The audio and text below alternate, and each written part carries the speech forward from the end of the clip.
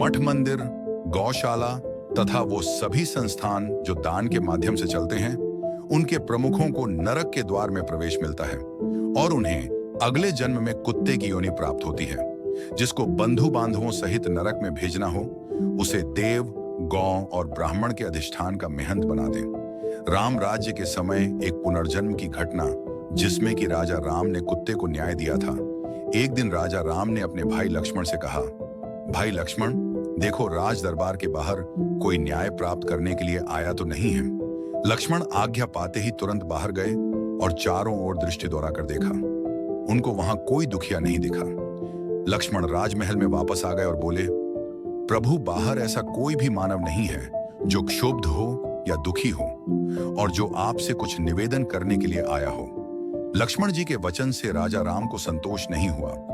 राजा राम ने लक्ष्मण से पुनः कहा, लक्ष्मण, मुझे विश्वास है कि नीति और उचित न्याय पद्धति से शासन करने पर प्रजा सर्वदा शतपथ पर अग्रसर रहती है और उसे किसी प्रकार का कष्ट नहीं मिलता। ये सब होते हुए तुम प्रजा के हित चिंतन में सर्वदा सक्रिय रहना। एक बार पुनः बाहर जाकर किसी भी कार्य आर्थी, आधार्थी या न्यायार्थी का पता लगाओ। कोई भी ऐसा प्राणी यहां से विमुख न जाए। राम जी की आज्ञा पाते ही लक्ष्मण पुनः बाहर गए, परंतु उन्हें राजभवन के बाहर कोई भी मानव नहीं दिखाई दिया। फिर लक्ष्मण ने देखा कि एक कुत्ता दुखी मन से वहां बैठा है। लक्ष्मण को देखते ही वह कुत्ता उठ बैठा और दुखी मन की भावना को व्यक्त करते हुए जोर जोर से रोने लगा। कहा जाता है कि उन दिनों राजा और राजघराने के लोग तथा विद्वान लोग पशु और पक्षियों की भाषा भी जानते थे। पशुओं की भाषा के झाता लक्ष्मण ने कुत्ते से रोने का कारण पूछा। हे सारमेय, तुम्हारा क्या कार्य है? निडर होकर कहो। लक्ष्मण का आश्वासन प्राप्त करके कुत्ता बोला, है प्रभु, समस्त जीवों के रक्षक प्रशस्त कर्म करने वाले राजा राम से मुझे कुछ निवेदन करना है। कुत्ते की बात सुनकर लक्ष्मण जी तुरंत राजसभा में पहुंचे और राजा राम से उन्होंने कुत्ते की कामना सुना दी। राजा राम ने उसी समय कुत्ते को राजसभा में बुलाया। श्री राम की आज्ञा पाते ही लक्ष्मण बाहर जाकर कुत्ते को बुला लाए। राजसभा में प्रवेश करने के पूर्व लक्ष्मण ने कुत्ते से कहा था कि सारमेय राजा राम के समक्ष जो कुछ भी कहना, सत्य सत्य कहना। लक्ष्मण की बात सुनकर कुत्ते ने कहा, नाथ, देव मंदिर और राजभवन तथा ब्राह्मण, अग्नि, इंद्र, वरुण, सूर्य आदि के निवास स्थान पर मेरे जैसे जीव को नहीं जाना चाहिए। मैं राजा राम के महल में कैसे जा सकता हूं? राजा शरीरधारी स्वयं धर्म का अवतार माना जाता है। राजा राम तो सर्वोपरि हैं, प्रजा के रक्षक, नीतिज और सत्यवादी, समदर्शी हैं। वही चंद्र, सूर्य, वरुण और अग्नि है। हे लक्ष्मण, आप तुरंत राजा राम से मेरे लिए आज्ञा प्राप्त कीजिए। बिना उनकी आज्ञा के मैं राजसभा में नहीं जा सकता। लक्ष्मण तुरंत राजभवन में वापस गए और राजा राम से बोले, प्रभु, राजभवन के बाहर एक कुत्ता है। वह आपसे कुछ निवेदन करना चाहता है और वह प्रतीक्षा कर रहा है। यदि आज्ञा हो तो उसे राजमहल में बुला लूं। लक्ष्मण का कथन सुनकर राम ने तुरंत लक्ष्मण से कहा, लक्ष्मण, तुरंत उस सारमेय को भीतर ले आओ। उसे मुझसे न्याय प्राप्त करने का पूरा अधिकार प्राप्त है। राज्य का कोई भी जीव हो, उसको मुझसे निवेदन करने और न्याय प्राप्त करने का मानव की भांति ही अधिकार है। लक्ष्मण जी कुत्ते को लेकर राजभवन में पहुंचे। राजा राम के पास पहुंचते ही वह कुत्ता आश्वस्त हो गया। श्री राम ने कुत्ते से पूछा, है सारमेय, तुम्हें जो कुछ कहना है वह बिना डरे कहो। कुत्ते के सिर पर चोट थी। उसके सिर पर लगी चोट को देखकर राजा राम का ध्यान उधर आकर्षित हो गया।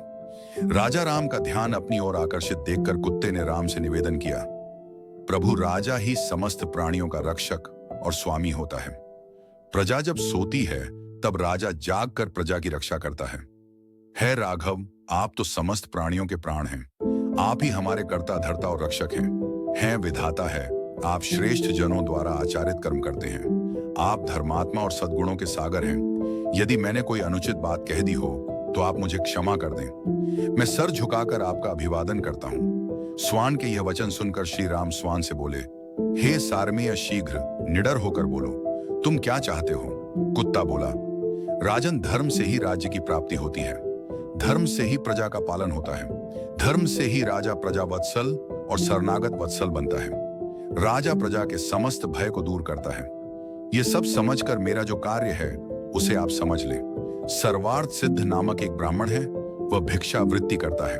उसने बिना अपराध मेरा सिर फोड़ दिया है। कुत्ते की यह बात सुनकर राजा राम ने उस ब्राह्मण को बुलाने के लिए द्वारपाल को भेजा। द्वारपाल तुरंत ब्राह्मण को बुलाकर लाया। ब्राह्मण राजा राम की सभा में उपस्थित हुआ।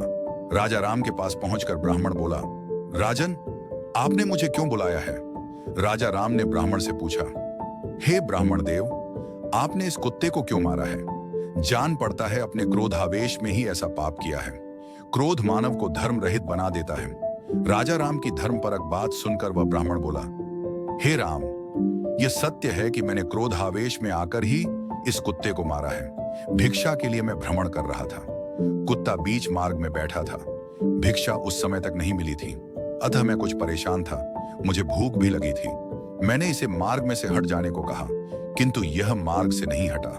मैं भूखा तो था ही, क्रोध आ गया और उसी क्रोध में मैं इसे मार बैठा। मैं अवश्य ही दोषी हूं।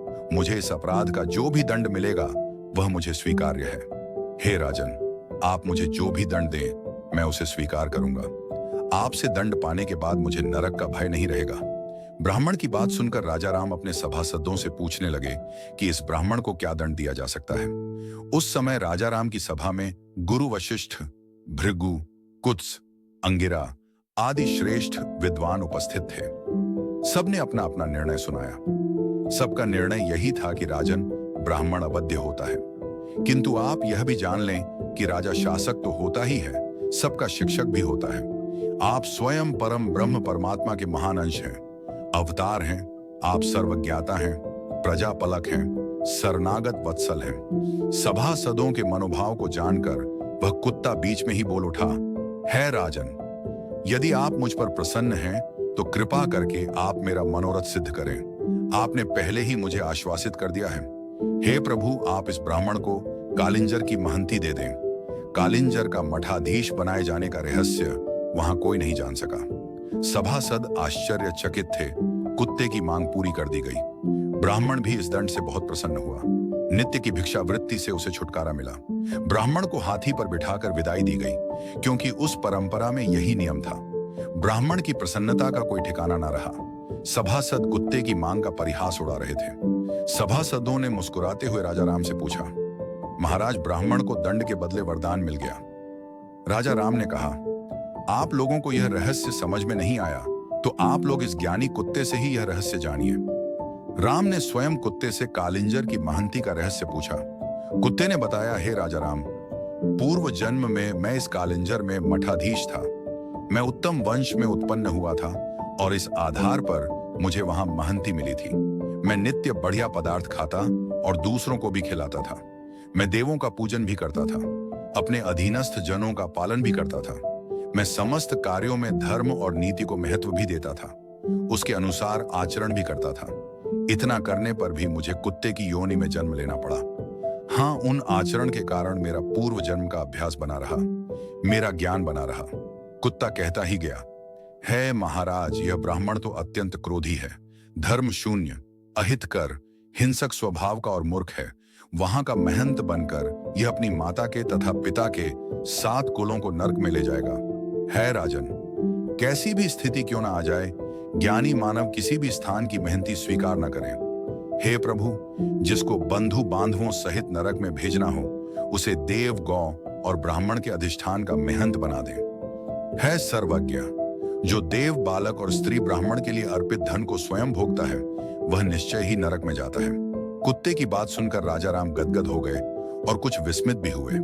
इस रहस्य का उद्घाटन करने के बाद वह कुत्ता जहां से आया था वहीं चला गया। उस समय कुत्ते के रहस्य के उद्घाटन से सब लोग चकित थे। यह राम राज्य की एक साधारण घटना थी। यह सार लोक परलोक नामक पुस्तक के पृष्ठ संख्या 500